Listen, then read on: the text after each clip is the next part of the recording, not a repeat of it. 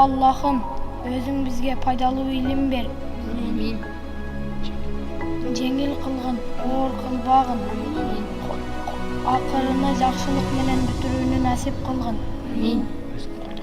Өзүң коргогун, колдогун, кор кылбагын, я Rabbi. Rabbena atina fid dunya hasanatan wa fil akhirati hasanatan wa qina azaban nar.